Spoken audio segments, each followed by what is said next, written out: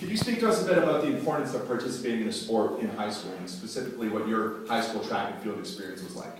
Well, I am a Pioneers Puma for life, and my first year in high school, I dropped out of track. I didn't want to compete at all.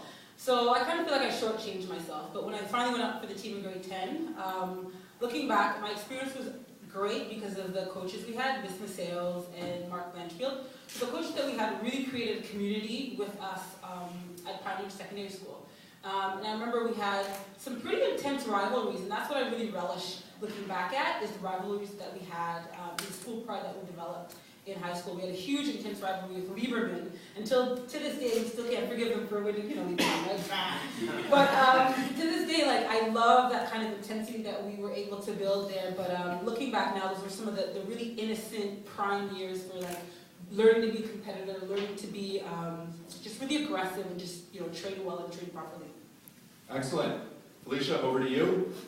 Just wondering if you could tell us a little bit about if you had an opportunity to participate in an event such as the Nike High School Grand Prix when you were in high school back in the day, what would it have meant for you to compete against athletes from across the country in an event such as this? I actually think it's a really great opportunity for all the high school athletes. I think back to when I was in high school, and in Ontario, OSSA is like the biggest thing. It's kind of like the Olympics in high school. So I think having something where it's like the whole country, it's not just the whole province, it creates a new rivalry where you get to compete against all of Canada and just to see what else other athletes are doing. So definitely a really great opportunity. Perfect. Priscilla, over to you. Could you share with us and the audience here today a favorite memory or two from your high school track and field experience? For me, in high school, it was really neat. My club, my coach, Anthony, we decided to go actually to a similar event called National Scholastics, and it's in the States.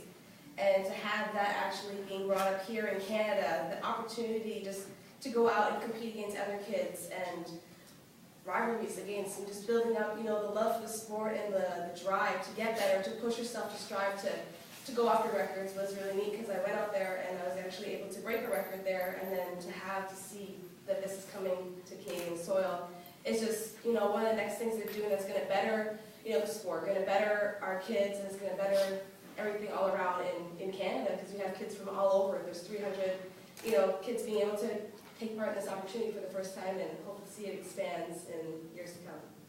Perfect. Perdita, could you talk to me about your drive to train and reach a higher level of track and field when you were in high school? And did you know that you wanted to be in the Olympics, a big stage at such a young level? Yeah, I probably didn't have the typical, high school fantasies when I was young, because I went to track and field because my mom kept bugging and nagging me to go after I dropped out. So it was simply to appease Kathy Moe.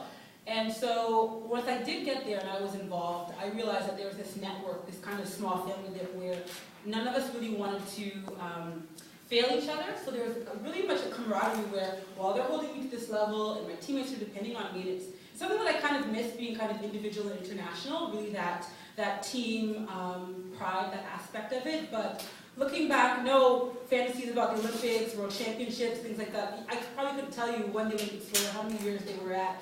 So for me, it wasn't. I think that was probably good, because then once I got to the professional level, there was just a lot more hunger and desire, because there was no pressure in high school. Phylicia, over to you. Balancing academics and athletics is a challenge at any level. Could you tell us some of your strategies that you use to stay on top of both, especially when you're in high school? I'm actually really lucky because my dad's a teacher, so the importance of education was always stressed to me, and I have aspirations of going to med school, so academics has always been a really important thing to me. I think track actually, or being involved in a sport in itself, helps to a young athlete especially focus and learn time management skills. The discipline that you have while you're doing a sport helps you in all aspects of your life. But I think the biggest thing for me when I was in high school was using my agenda. And I know teachers talk about it all the time, and kids try to rebel against it, but planning out your time and planning when to do things definitely was a big thing for me, and a big strategy that I used. I'll vouch and I still use my agenda. Yeah. Excellent. Priscilla, last question over here to you. Obviously, with the lineup of Nike-sponsored athletes, Michael Jordan, Lance Armstrong, the list goes on and on. Could you tell us what it's like to be a Nike-sponsored athlete and everything that goes with that role? Well, everything that goes with it, it's just an honor to actually be, an athlete that represents Nike, represents Canada, represents my hometown, Whitby. And to go out there and, be able to, get the gear that helps me to perform, like those spikes. I'm a fan of the R2s, and I love the lunar glides. And just to be able to come out here and show kids, if you work hard, you dream big, you have big aspirations, like something like this, can happen to you. And it's just like Phylicia the other day, she's coming up, and now, you're a Nike athlete also, and before me, Perdita was a Nike athlete. So to push and strive and to keep building and going after dreams, and knowing that Nike's behind us to support us and push us with phenomenal gear, and they're always trying to come up with something new and creative, and that's basically going to help you later on in a positive way, whether the shoes are lighter or the gear. You have a jacket that can reflect off the light and rain and everything. Just, I don't know, they come up with some really good ideas in the kitchen there, and it's phenomenal to just be a part of the team and to keep striving and pushing to be better and to be a role model for the younger kids that are coming up and looking up to us. And to be Nike athletes, amazing. We're very grateful for all the support that we get from them. Fantastic. Well, thank you so much, ladies. We really appreciate hearing all your insight. It's a real honor and a pleasure to have all three of you here with us today. Thank you.